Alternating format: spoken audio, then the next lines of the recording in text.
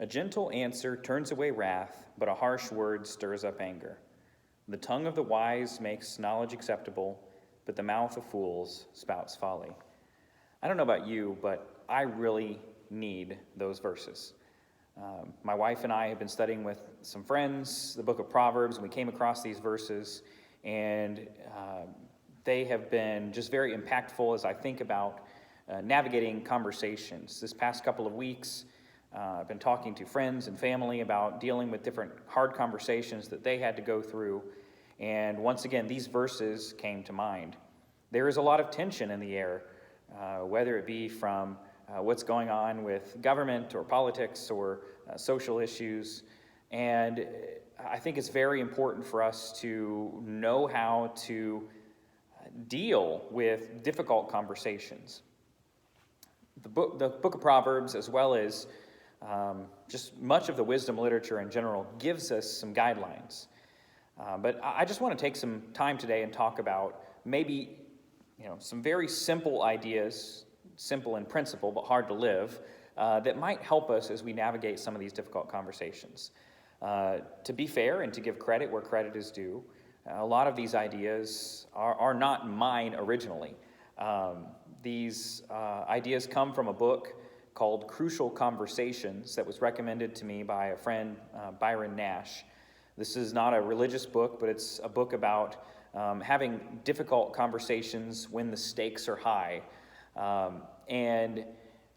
It's something that I believe these principles are very biblical, as we'll see as we look at a few passages and talk them through. It applies to really, literally every difficult conversation you could ever have. If you're going to be a teacher, if you're going to be a leader, if you're going to be an elder or a preacher, if you're going to be just a worker or a boss, it doesn't matter. You're going to have difficult conversations. And honestly, to tell the truth, I am not always the best. In fact, many times I fail at this. To have a gentle answer when difficult circumstances need to be talked about, and especially when people talk to me. Now, I want to make things clear about this lesson today, while maybe these things could be applied to somebody else, and you might be thinking that's where I'm going with it. I'm not. These things today are about how I can help myself be ready for the hard conversations. Because the truth is, the only thing you can control is you. You cannot control the other person and who they are and how they react. That's on them. But there are things you can do to season your speech with salt, with grace, to make yourself have a winsome personality, and hopefully that the truth will be, even those hard truths will be said in the right way possible. And if you think this is something that you've totally figured out and you've got it down pat, please tell me the answers, because I'd love to hear it. I think about some of the times that I've messed up big have been parenting. My child does something wrong, and they are amped up, they are angry, they're upset, my child whines, and I just want to shut down the whining, I want to shut down the disobedience and the foolishness, and I yell in a way that I'm not proud of. And psychologists and counselors can tell you the damage that shouting can have, and losing control of your temper. In fact, children kind of feed off that, don't they? The energy of the interaction. If you lose your calm, they're going to lose their calm even worse. The same thing goes in a marriage. When you talk to somebody, maybe about a hard conversation, something that they need to hear, maybe something they're not doing okay, something that's bothered you for a while and you've just never brought it up. We understand the difficulty in those conversations. Maybe you actually make yourself sick to your stomach dreading those hard conversations. Like I said, I want to try to talk these things over a little bit. Look, first of all, about that proverb there in Proverbs 15. One thing about the Proverbs these are something that I don't think come naturally. I think for a child, when someone is harsh towards them, the natural inclination is to be harsh back. And Solomon is writing the Proverbs as if to a son, but really to all of Israel as sons, hoping that they'll learn that lesson, that you can't just be a creature of reaction. You have to be a creature of wisdom. And it takes practice, and it takes time, and it takes effort, it takes intentionality. And to do these conversations well, if you want to raise your children in the way that they ought to go, if you want to come closer together with your husband or your wife as you're building that relationship, if you want to have friendships that can handle those difficult conversations, this is important. If you're talking to somebody about their sin and their soul is on the line, if you're dealing with somebody who has a strong political difference, but you want to get along, but you also feel something needs to be said, how do you handle these conversations? And like I said, I'm not going to give all the answers. I don't have all the solutions. If I did, I would give them to you and we'd be done. But it's not that simple. But these Proverbs are meant to be read and considered, and we're going to look at other places as well, not just the Proverbs. But there's a quote from that book, and something that Brother Byron Nash has said is that if you are going to be able to teach or lead effectively, you need to create a way for those that you're teaching or leading to tell you what you don't want to hear, to tell you something that they're uncomfortable with. And I do feel that it can be intimidating to go to somebody who's the teacher or the preacher or the elder or someone in authority, or for example, a child to talk to a parent or a wife to talk to a husband. It can be difficult for someone to build up the courage to come to you and talk to you about something that they're not okay with or something that is troubling. Your teenager may feel like the rules aren't quite fair, or they don't understand why they're being punished for something. And depending on your reaction to their approach, you can either make or break future conversations. My children are young, but they need to learn now that I'm someone they can go to when they mess up. They need to know that I am someone they can go to talk to, who's going to help them fix a problem. Maybe who's going to help them solve a problem. Who's going to listen, and maybe their point of view will be different than mine. But I'm okay with that, listening. But honestly, a lot of times we are quicker to speak than we are to listen, right? And we are quick to give harsh answers. And what do harsh answers give? They give more stress. One thing that this book points out, and I think it's very true, is that when you give a harsh answer, it creates a literal response in somebody, a physical, tangible response. Sometimes we call it the fight or flight response. If someone comes at you angry or accusatory or pointing a finger in some way, and they feel threatened because you're doing that, what do? You get ready for a fight, or you just back off.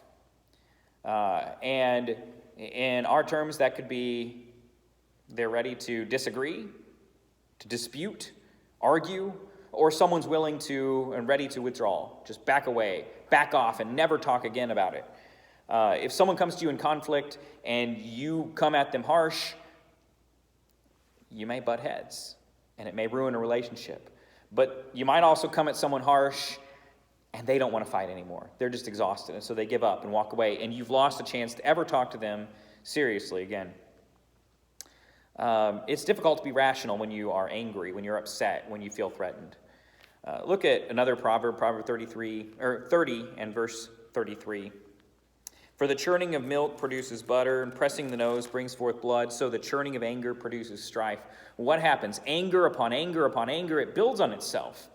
And one anger leads to another. And, for example, if my 6-year-old yells at me, and I yell back, and then he yells back louder, and then he throws something, and then I say, get to your room, and it's a cycle, and it builds on itself. But if I approach a conversation where I don't act like a 6-year-old, and I'm calm and in control, and I can be angry, but still in control, the destiny of that conversation is different.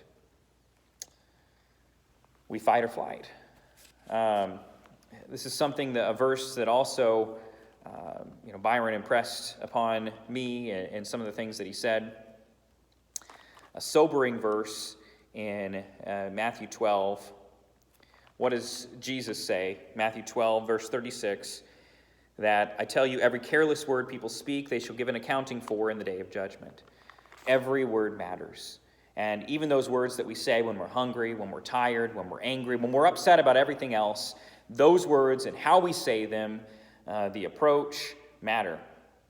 And I've had to repent more than once for how I've parented, for how I've been a spouse, for how I've been a preacher, for how I've been a brother or son, because I know I've not given the gentle answer.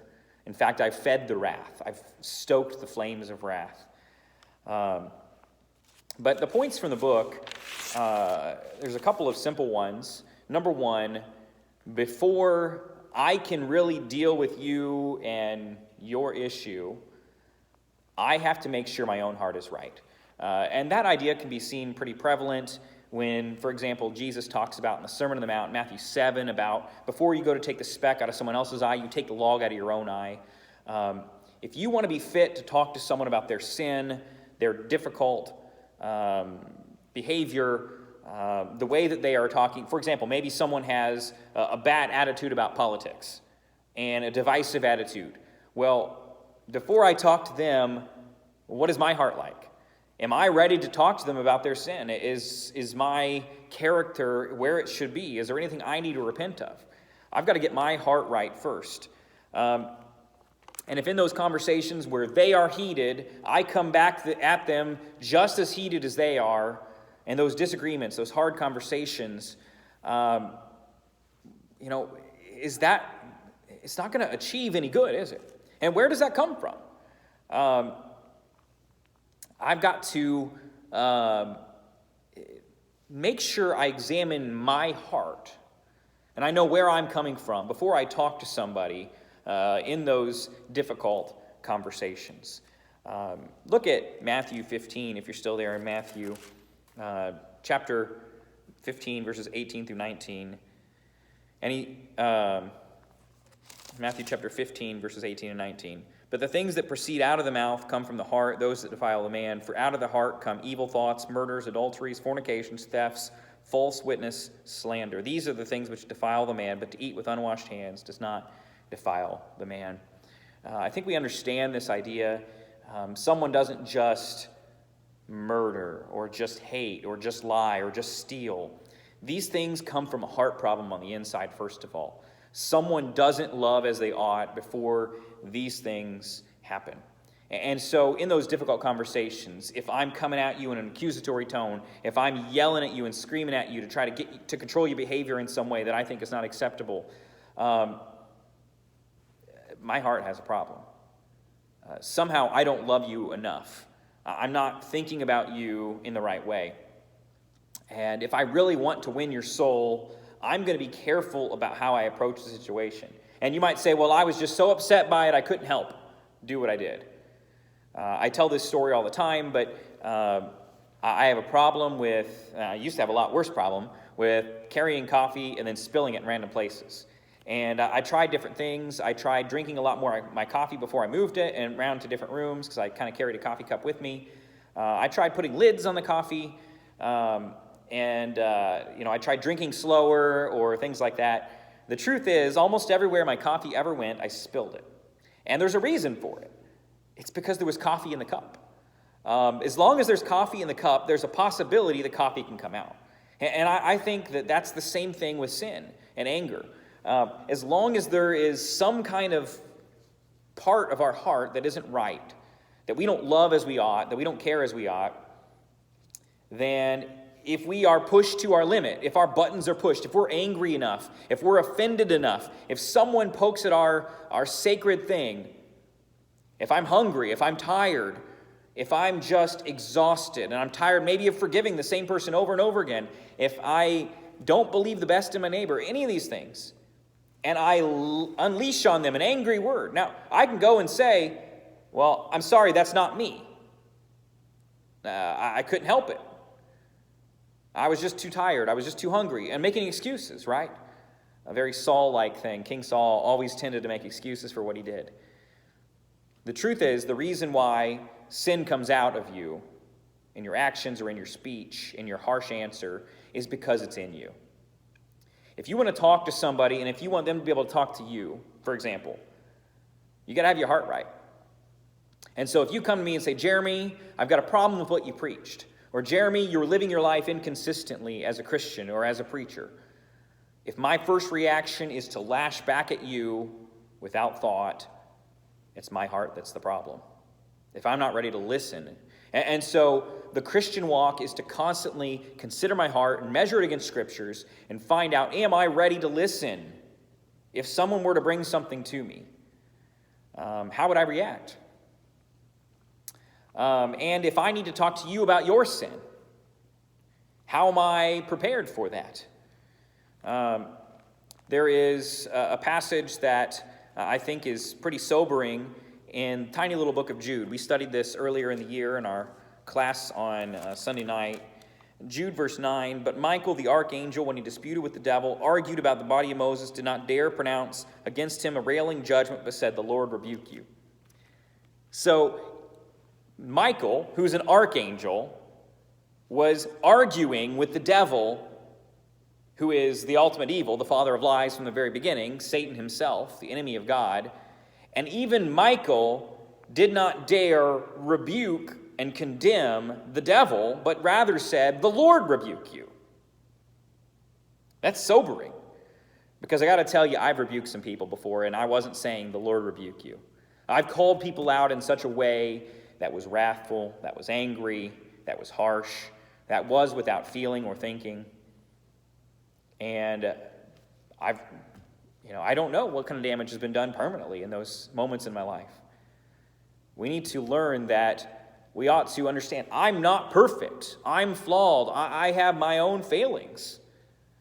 And so if I talk to you about your sin, or I'm listening to you tell me about my sin, or what you think is my sin, I got to have some humility to consider the fact that I could be wrong. Or that maybe you are wrong, but I've been wrong plenty of times in the past. And so here's how I want you to talk to me, and I want to talk to you about it. A gentle answer turns away wrath. There's wisdom in that kind of an approach. Sin comes from the heart. Is my heart right before those conversations? The second point from that book and from the lesson that I heard on it is that before I speak, I must think. And not just think of, in general, what's going on, but I have to find a way to make this conversation, I might say a safe conversation. I mentioned earlier the example of I want my children someday to understand they can come to me with anything. I don't know what my children might do or not do that is wrong. And I'd like to think they're going to be perfect, but I know better. I know children are not perfect. But I've seen the reactions to, for example, children get caught at maybe drugs or hanging around the wrong friends, using the wrong language, perhaps children, watching pornography or something inappropriate. And the way that the parents approach maybe sinful, maybe very serious issues might make those children unwilling to ever want to talk to their parents about those things again.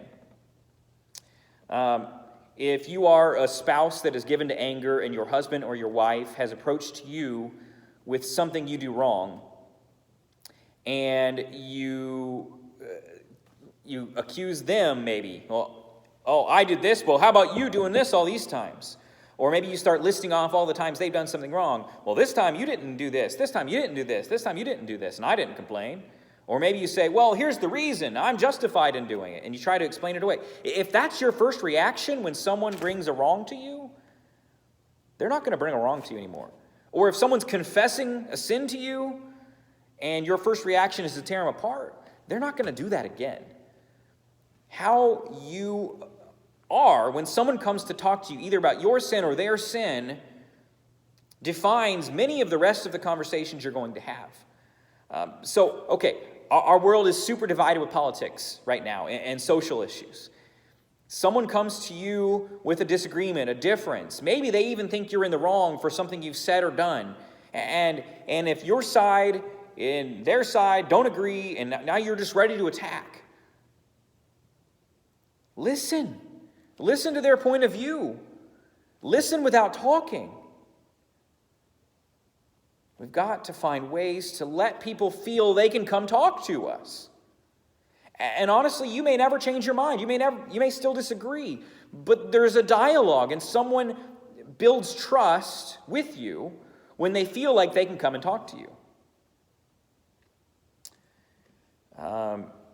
This is something that I heard from, the same lesson that I've been referencing. But when someone comes to you maybe admitting something they've done wrong, the last thing they need to hear is, wow, you're really bad, you did wrong. If they come to you already and they're brave enough to come and have that conversation to admit that they need help or they're struggling or they're failing, well, they are, that's punishment in and of itself. What that conversation needs to be now is, how can we help them make it right? What do we really want out of this conversation? So when it comes to politics, do I just want to win?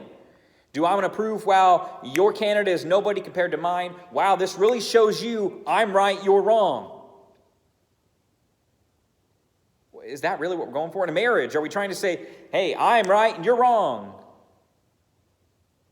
With the child, are we trying to say, I'm the boss and you're just a dumb kid, you don't know better? No, that's not the goal of any of these conversations. If someone comes to me about a sin, I want it to be, hey, we can both get to heaven. If my spouse comes to me, I want both of us to get along and have a closer relationship. If my child comes to me, I want my child to feel like they can come to me about anything and we can make it right and help them make it right and get to heaven. In all these situations, in politics, honestly, I don't care about the substance as much as I care about the relationship. And it's not that we can't talk about these things. We should talk about some hard things, but we need to do it in such a way that's not so ugly that we can't actually trust each other to just share what's on our heart. Now, I'll tell you about some of the things that are going on in the world right now, about social justice issues and the ideas of racism. If someone comes to you and says, this is what I've experienced, this is the evil of racism in the world, in my world, here's what I've gone through, and your reaction is, nuh-uh, that didn't happen, or couldn't you have just imagined it? No, certainly people wouldn't be that evil. You're just making it up. It's not as big of an issue as you thought it was. If that's the reaction you give when they share and say, I'm hurting, they don't want to share with you ever again that they're hurting, do they? But if your reaction is to listen and to say, I'm sorry that you feel that way and that you've had to go through that, and maybe you can say, can I help? Or here's what I'm going to do to help. Or you can just say, I'm there for you. If someone feels excluded and you include them, we understand there's a way to go about a conversation. And you ask yourself, is my goal to win or to be right or my side to come out on top? No, my goal is people and souls and salvation and the kingdom of God to get the glory, right? Proverbs, back to that wonderful book in Proverbs 15. Proverbs 15 and verse 28. The heart of the righteous ponders how to answer, but the mouth of the wicked pours out evil things. It's like you can't stop saying evil things or hurtful things if you got a wicked heart. But a good, wise heart who loves stops and thinks, what do I say? What do I want out of this conversation? What goal in mind do I have here? If someone comes to you with a hurt that maybe you've caused or someone else has caused, do they feel safe to talk about it? And where are you building that relationship? Where will that one conversation in time, who knows what it will be later on and where it will lead to? Think about Ephesians chapter 4. Ephesians 4 and verse 26 and 27. Be angry and yet do not sin. Do not let the sun go down in your anger. Do not give the devil an opportunity.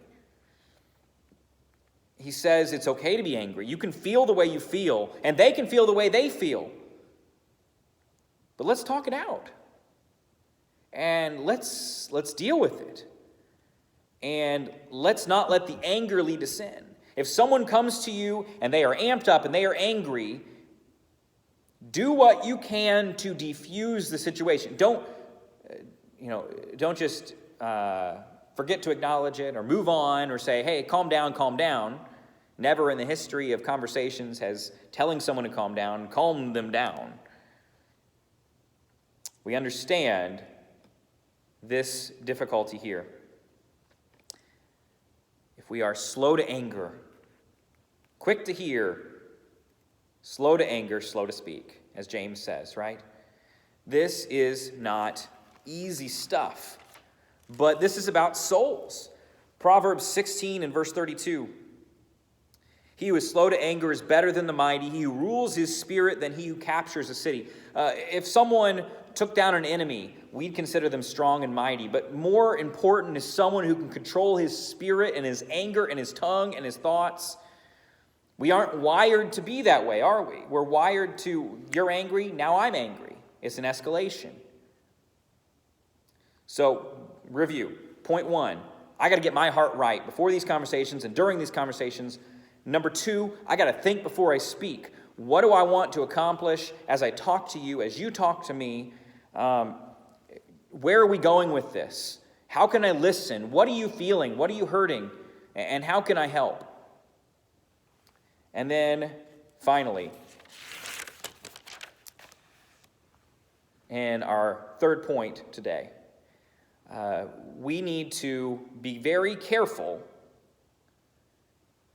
to speak the truth to ourselves. And the way that this book talks about it is be careful about the stories we tell ourselves. I can give you examples of this. There was a time, I think I may have shared this story before, when I was in high school. I guess I got a little bit angry or depressed. I felt like the only reason anybody at school or church would ever talk to me is because I was the one to go talk to them first. And I said, well, if they really cared about me, they would come to me and talk to me too. I feel like I had to do a lot of the initiating work and conversations and planning things and all of that. So I said, I'm just not going to go and talk to anybody. And I'm just not going to go invite somebody. And I'm not going to call them first. I'm just going to let them do those things for me to see if they really care about me.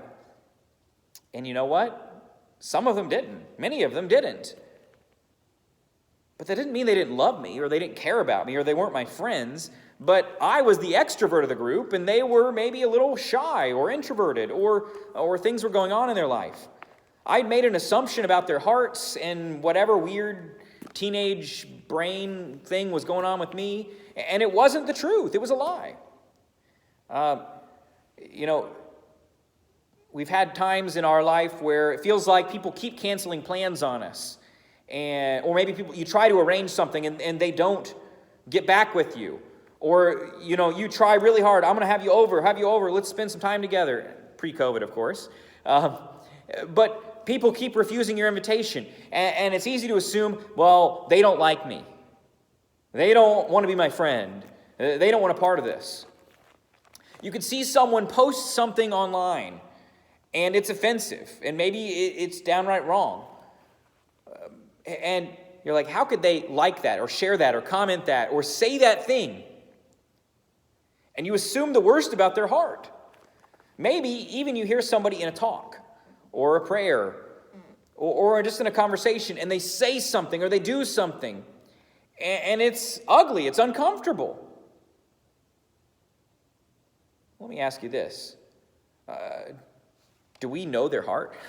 Certainly not, right? Even the Pharisees understood that God alone could understand the hearts of men. That's why they were so surprised when Jesus could tell what they were reasoning in their hearts, because they knew that was a divine trait.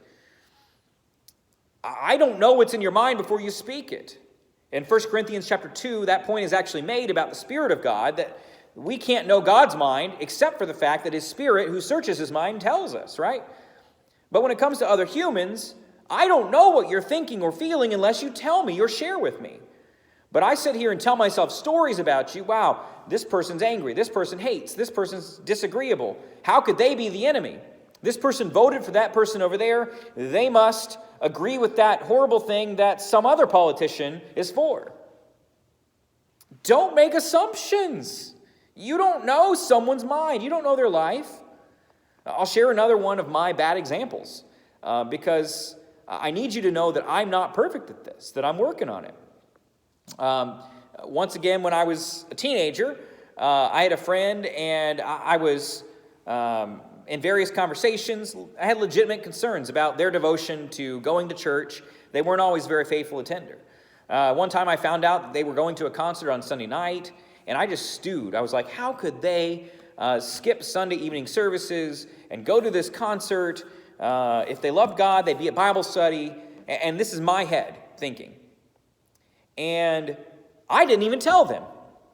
But in passing conversation with somebody else, they said, Jeremy, what's wrong? Why are you upset? We can tell something's off. And I said, man, I thought someone was doing better with their spiritual goals, and they went and skipped church to go to a concert. And I'm so disappointed. Do you know what that person did? They went and talked to the one that I assumed skipped church, and turned out that person didn't skip church. That they specifically timed things out, they made it to services, and stayed for the whole thing, and then they went to this concert, and I just made an assumption and assumed the worst in somebody. So if someone doesn't return your text, don't assume they don't love you. If someone doesn't call you, don't assume they don't love you. If someone doesn't write you a card, don't assume they don't love you. If someone doesn't visit you, don't assume they don't love you. If someone doesn't come up and talk to you, don't assume they don't want to talk to you. Maybe they're scared to death and you need to go talk to them first. If someone doesn't accept your first invitation to church, don't assume that they never will accept another invitation to church. If someone watches poor choices in movies and TV and listens to poor choices in music, don't assume that they can never make a good Christian. And if someone is a Christian and still makes poor choices in life, don't assume their heart that they don't care about God. Based on anything, we can't know someone's heart unless they've talked to us. And I would hope that you believe the same about me, that you can't know my heart unless you've talked to me first. And are you ready to talk to me? Am I ready to talk to you? We've got to come into it with just asking ourselves, okay, if I assume the worst in someone, is that even rational to think? Is there any other good explanation for their behavior? There was one person, I remember a conversation, and they were rude to me. And I actually didn't think anything of it. This is when I feel like my character had improved a little bit, and I didn't make so many assumptions. So I waited a little time, gave the person some space, and I came back and I said, hey, what's up? What's going on? The other day, I could sense you seemed upset. You didn't seem yourself. What was going on?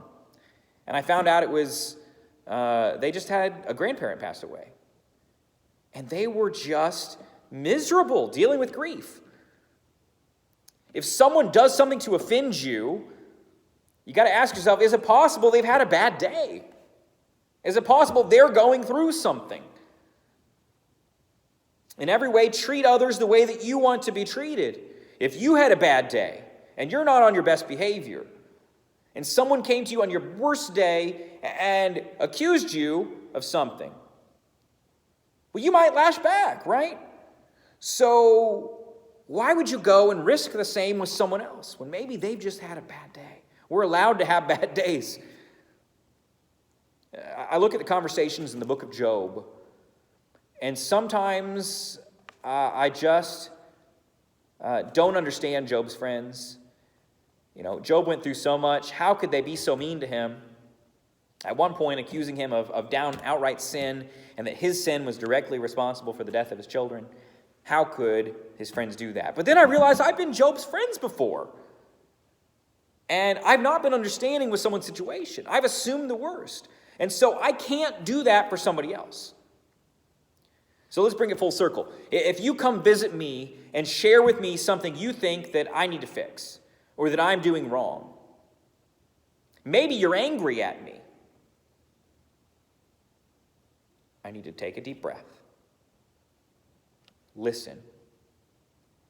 Ask questions. Find out where you're coming from. And once I've heard the whole matter, if there's an explanation, offer it. If there's an apology to be made, admit it. and apologize. If I'm wrong, I need to say it. And I need to say, how can I make this right? If I'm not wrong, if there's something to clear up, maybe there's just a conversation. But the conversation dynamic will feed upon how I react to you talking to me. A gentle answer will turn away wrath. But a harsh answer will stir up more anger. Wisdom listens to hear all of a matter before it responds. I need all the information. And I need a calm, level head. Because in this, I'm not trying to win. I don't want my party to beat your party. I don't want to be right. I don't want to be in charge, or I don't want to be the go-to that you always listen to and I can never be wrong. I want to be known as being lovable and approachable and rational and level-headed. I want you to feel safe to talk to me, and I want your friends to feel safe to talk to you.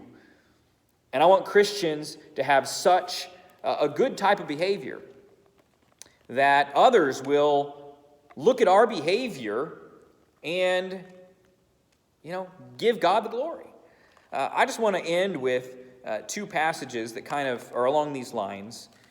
Very familiar ones, hopefully. In Matthew 5, starting in verse 13. You are the salt of the earth, but if the salt has become tasteless, how can it be made salty again?